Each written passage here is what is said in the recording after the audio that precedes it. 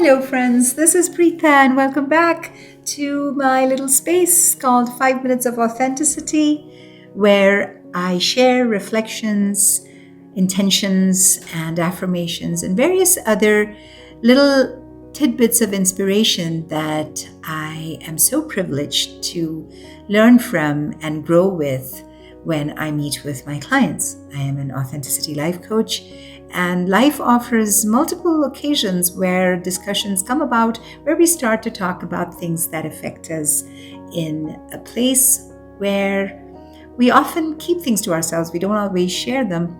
And I think this little space allows me that lovely outlet to share things that you might resonate with. Every month I pick a theme. In June, we are talking about living our truth. Today's episode is more of a check-in, friends, because we talked about what that truth looks like, what it feels like, how uncomfortable it can make us, and how important it is to actually live it and not just believe in it. Let us pick an example today, which we also often face. This can be in a personal space or in a professional space. Let us say you are in a group or a team meeting or a chat group or a community event or a social group where you have a certain view that you do not always express. You find that the conversations are such that you're not the majority. Expressing yourself, making the effort to share what you believe about a certain situation might make you unpopular. Also, it might just make you stand out in a wrong way. And so instead of speaking up, most of us tend to shrink. And that's a very natural response, friends. But when we do that, we are not living our truth. So let us take 5 minutes to come home to ourselves when things like this happen, when you reflect on it and you tell yourself next time, and remember, we said we can begin anytime, any day to live our authentic life. We take 5 minutes to come home to ourselves. We start with a grounding breath. We inhale the clarity and we exhale the noise. We inhale what we know, what aligns to our values.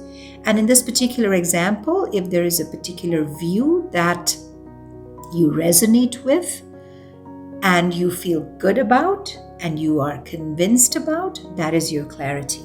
The noise is all the extraneous stuff that is going on that you don't relate to, but that distracts you from that clarity. You ask your body, where do I feel most aligned right now?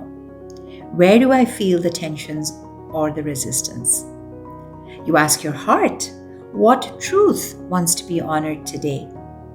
You ask your mind, what is the one small action that aligns me with who I'm becoming? So say you're in this group chat and there is a huge discussion on a particular topic that may be controversial, and you have been staying away from the conversation because for all the reasons that I mentioned above. Today, however small, and if it is at all possible, ask yourself these questions. Notice what you feel. When you shy away, when you shrink away, what do you feel? You might feel a temporary sense of avoiding that issue and not being subjected to scrutiny. But at the end of the day, how does it make you feel? Where do you feel aligned or misaligned? Or where do you feel the tension? Is there that nagging thought at the back of your mind that says, dang it, Pritha, you should have spoken up. You should have said your piece. You had nothing to lose. And then when you talk to your heart, does it feel honest? Are you going to bed knowing that you said your piece? Looking back in hindsight, you were true to your conscience, to what you believe in, to your values. Did your actions align up with that? And so there is no pressure, friends. There is no perfection. And I will keep harping on this. There is just the presence. The check-in is your compass. Use it when you feel lost, wobbly, or disconnected, and you're ready to hit that send button, but you hold yourself back. Check in with yourself. There is a trade-off between hitting that send button, knowing that you have lived your truth in your heart, in your mind, and your action, in your body, in your words, versus holding yourself back from speaking your mind and knowing you're living with a self that does not feel authentic. See where are the areas where you hold yourself back.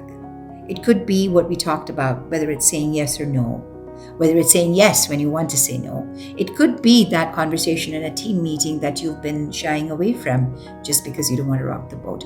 It could be asking a question in class. If you are in an academic setting, you are willing to ask it. You're willing to take that risk because that is your truth. Your truth is always accessible because it is within you.